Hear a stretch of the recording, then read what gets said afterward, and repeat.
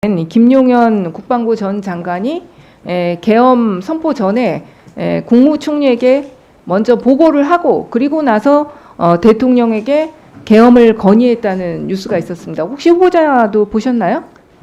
제가 인터넷 뉴스로 간단하게 봤습니다. 네. 제목만 본 것 같습니다. 여태까지 알려지지 않았던 사실인데 오늘 처음으로 뉴스에 나왔어요.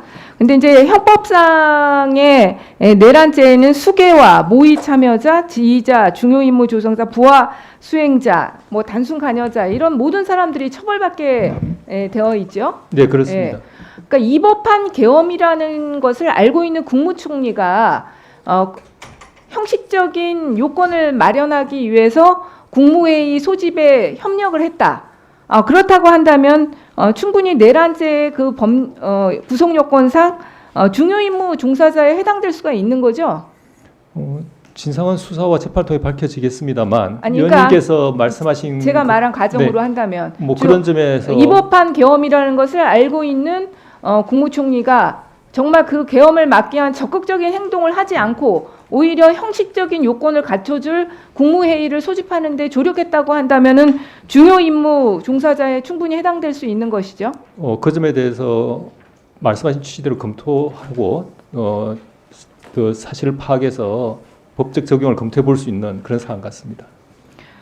지금 뭐 여태까지 나온 걸로 보면 대충 뭐 이렇게 맞는 것 같아요. 근데 그러니까 충분히 제가 말한 내용대로라고 한다면 중요 임무 종사자가 될 수 있다, 가능성이 있다. 뭐 이렇게 정리하면 되겠습니까?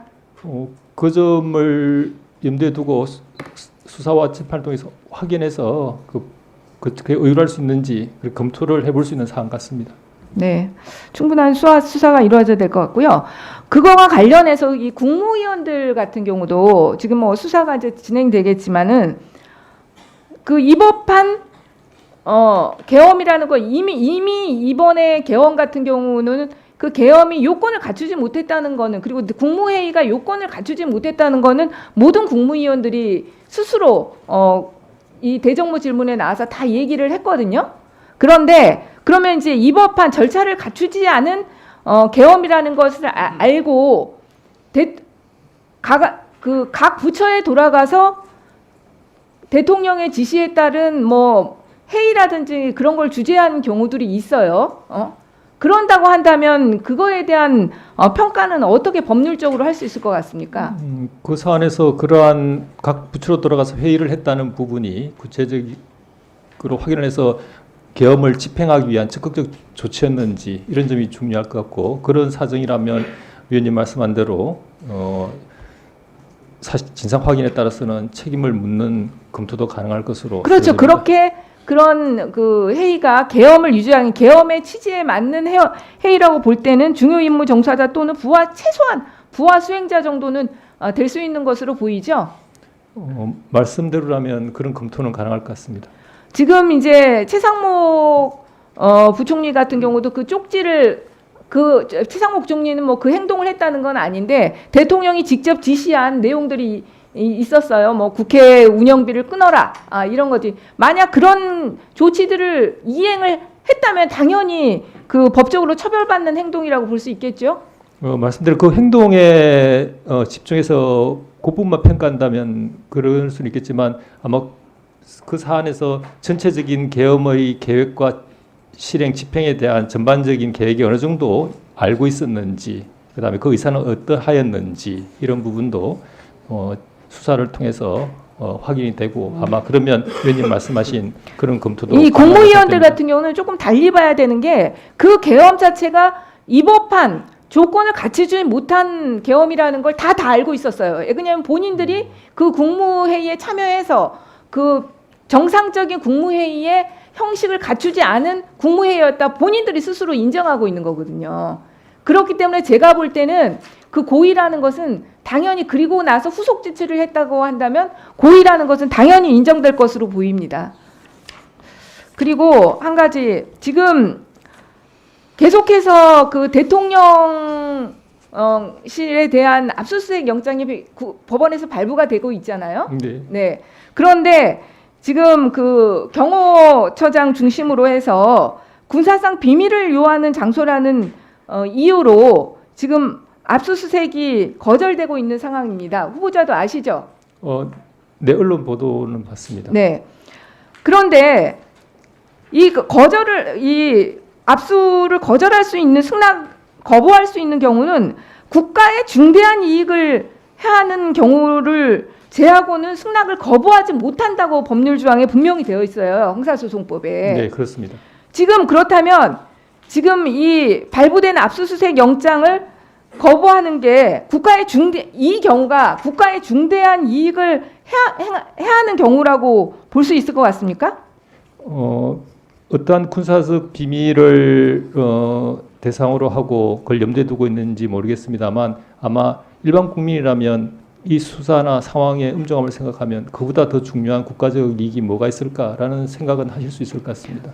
그렇죠. 지금 이 내란죄 수사만큼 중대한 국가적 이익은 없습니다. 공공적 이익은 없기 때문에 제가 볼 때는 경호처나 대통령실에서 계속해서 이 압수수색 영장 집행을 방해하는 행위는 이 형사소송법의 단서 조항에 해당되지가 않고 사실상은 특수 공무집행 방해로 보이는데 어떻습니까? 그 점까지는 제가 어쨌든 그 후보자의 입장은 지금 이 내란죄 수사만큼 더 큰 국가의 중대한 이익은 없다. 요 점은 동의하신다는 거죠? 제가 네. 수사나 지금 영장 발부 관여하지 않는 그리고 그런 어떻게 보면 무관한 국민의 입장에서 본다면 그 점에서는 뭐 그런 생각이나 우려는 할 수 있을 것 같습니다.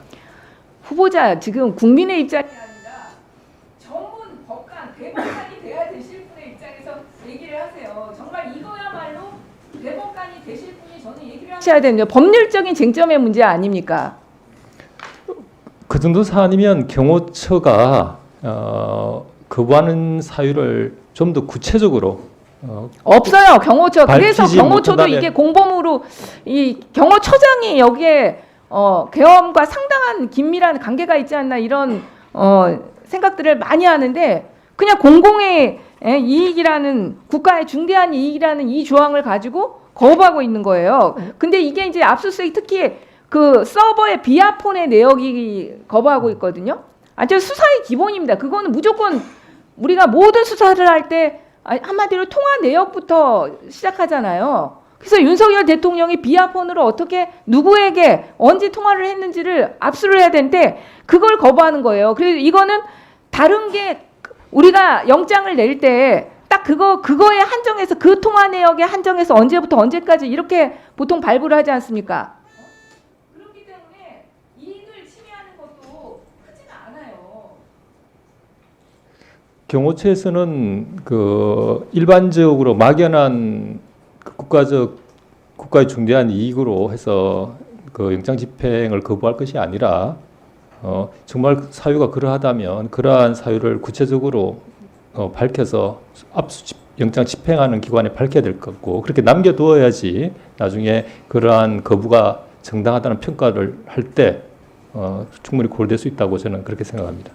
그래서 저는 후보자가 대법관이 되신다면 좀 이거는 요 행위에 대해서는 대법원 전체에서 어떤 입장 발표가 좀 있는 것이 필요하다고 생각합니다. 명확하게 그 법원의 영장의 권위를 정말 해하는 행위를 하고 있는 거예요. 네, 위원님의 말씀의 뜻을 잘 알겠습니다. 백효린 의원님 수고하셨습니다.